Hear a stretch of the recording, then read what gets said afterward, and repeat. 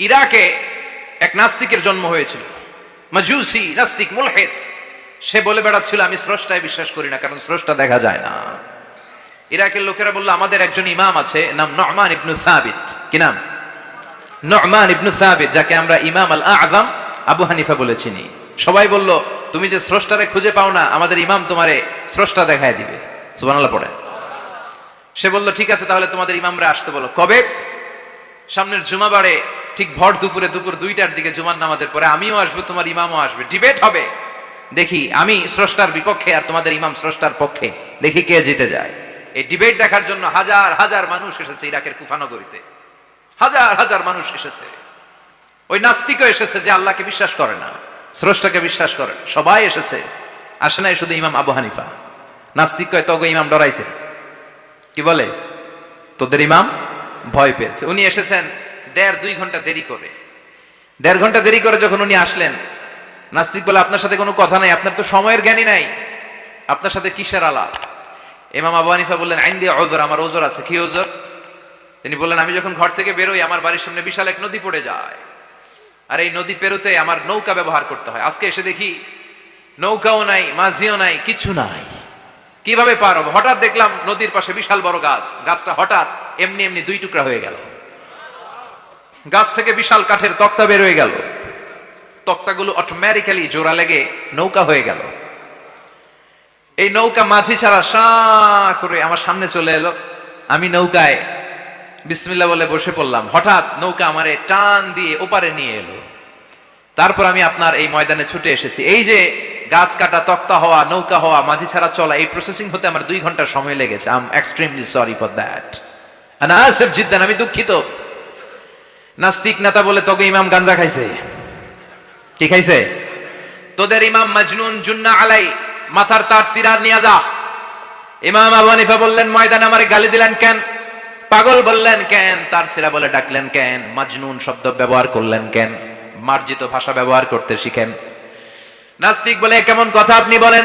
শিক্ষিত মানুষ, দার্শনিক মানুষ, জ্ঞানী মানুষ, ইমাম মানুষ, কোন মানুষ ছাড়া, করাত ছাড়া বিশাল বড় বড় গাছ কাটা যায় নাকি? মিস্ত্রি ছাড়া তক্তা বানানো যায় নাকি? মিস্ত্রি ছাড়া তক্তা জোড়া লাগে এমনি এমনি নৌকা হয় নাকি? মাঝি ছাড়া পানিতে নৌকা চলে নাকি? ইমাম আবু হানিফা বললেন now you on the right track. এই তো লাইনে আসছেন আপনি।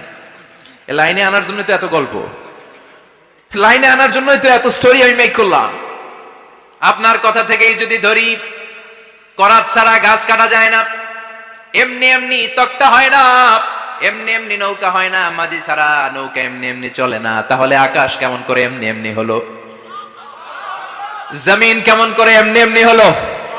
দ্বীপ প্রহরের জলজলে সূর্যটা কেমন করে কিরণ দিল এমনি এমনি? আল্লাহু আকবার!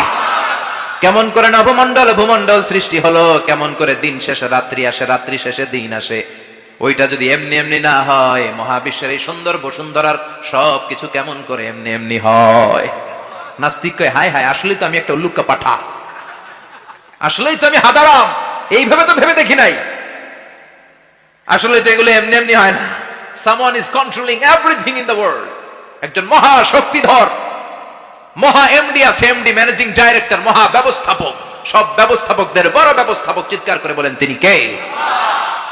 বিশাল এক ব্যবস্থাপক আছে, তিনি সব কন্ট্রোল করছেন। এতদিন পর্যন্ত আমি বুঝতে পারি নাই, আমারে মাফ করিয়ে দেন আর পড়িয়ে দেন লা ইলাহা ইল্লাল্লাহু মুহাম্মাদুর রাসূলুল্লাহ সাল্লাল্লাহু। সাইয়েদনা ইমাম আবু হানিফার হাতে হাত রেখে শাহাদা বাক্য পাঠ করেছে। সুবহানাল্লাহ পড়ে। ঝিনুকের ভেতর লুকিয়ে থাকে যেমন মতি, ঝিনুকের ভেতর লুকিয়ে থাকে যেমন মতি, কালমা শাহাদাতে আছে আল্লাহর জ্যোতি, কালমা শাহাদাতে আছে আল্লাহর জ্যোতি। সুবহানাল্লাহ পড়েন। এই জ্যোতি যার হৃদয় একবার টাচ করে তার জন্য জান্নাতকে খুলে দেয় কে? এজন্য এই সূরা পড়লে নাস্তিকরা নাস্তিক থাকবে না। নাস্তিকদের জন্য এখানে আল্লাহ মেডিসিন দিয়েছেন, কিছু ডোজ দিয়েছেন। আলহামদুলিল্লাহ পড়েন। এই সূরা থেকে আমরা কিছু সময় কথা শুনবো। শুনতে রাজি আছেন তো? সূরার নাম চিল্লায় বলেন কি নাম? মুলক। মুলক মানে কি? মুলক মানে রাজত্ব, মুলক মানে ক্ষমতা, মুলক মানে পাওয়ার, মুলক মানে কিংডম, মুলক মানে সভরেন্টি। সুবহানাল্লাহ পড়েন। রব্বুল আলামিন বলেন তাবারাকাল্লাযী বিয়াদিহিল মুলকু ওয়া হুয়া আলা কুল্লি শাইইন কাদির। সুমহান সেই সত্তা যার হাতে ক্ষমতা আর তিনি সব বিষয়ে ক্ষমতাশীল। সুবহানাল্লাহ।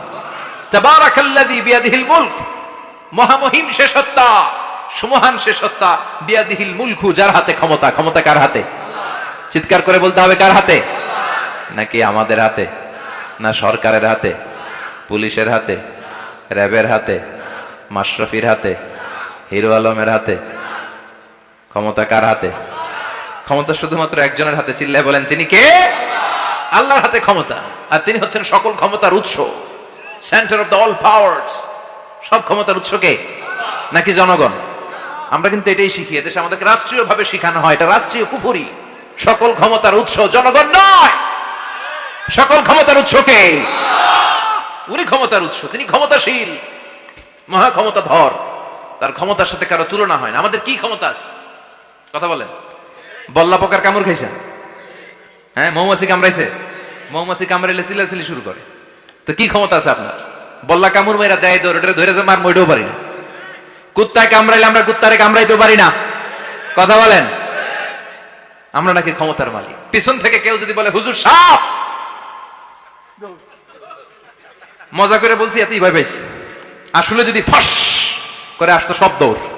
স্লোগান দেওয়ার বেলায় লিল্লাহে তাকবীর, আল্লাহু আকবার, আমার ভাই তোমার ভাই, কাপায় ফেলামো নামায় ফেলামো। কথা বলেন। আর যদি পেছন থেকে কেউ আওয়াজ করে বলে সাপ, দৌড়। আপনারা কি দৌড় দিবেন? আমরা এদিক দিয়ে দৌড় দিব। কথা কন। চাচা আপন প্রাণ, জীবন বাঁচানোর জন্য ভয়ে পাগল। সাপ লাগবে না, বাবা ব্যাংক চিনেন? মাইথার দিয়ে নাই বোধ হয়। আছে আছে। কি করে? খালি লাফায়। 10টা ভাও ব্যাংক যদি ছেড়ে দেওয়া হয়, স্টেজে 2টা আর বাকি 8টা এদিকে, ভাও ব্যাংক আর কি লাভ দিবে? এরসে লাফালাফি শুরু করবো আমরা। কথা বলে। আর আমরা দাবি করি আমরা ক্ষমতার উৎস। কোনো ক্ষমতা নাই। একবার ডায়রিয়া হলে 3বার টয়লেটে গেলে আর চেহারার দিকে তাকানো যায় না। কারে মাফ করি দে, আই মরে যাইও, আই হাইতান ন, আছে না নাই? তো পারবেন না কেন? আপনি না ক্ষমতার উৎস, আপনি না ক্ষমতার উৎস। আরে আপনার তো কোনোই ক্ষমতা নাই। খুলিকাল ইনসানু দাঈফা, মানুষকে দুর্বল থেকে দুর্বল করে তৈরি করেছে কে? এজন্য রাব্বুল আলামিন বলেন, তাবারাকাল্লাযী বিয়াদিহিল মুলকু ওয়া হুয়া আলা কুল্লি শাইইন কাদির। সুমহান সেই সত্তা যার হাতে ক্ষমতা। চিল্লায় বলেন, ক্ষমতা কার হাতে? আমাদের হাতে কোনো ক্ষমতা নাই। আমরা হলাম দুর্বল। আমরা কি? দুর্বলের ঘরের দুর্বল। আমরা যখন জন্মেছিলাম দুর্বল। আমার ছোট্ট একটা মেয়ে আছে, আমি অবাক হয়ে থাকি যে আমিও তাইলে ছোটবেলায় এরকম ছিলাম। না খাওয়ালে খেতে পারে না, পেশাব পায়খানা করে, ঘর নষ্ট করে, বমি করে, দাঁড়াতে পারে না, শুইতে পারে না, লালা পড়তে থাকে, ক্লিন করতে হয়।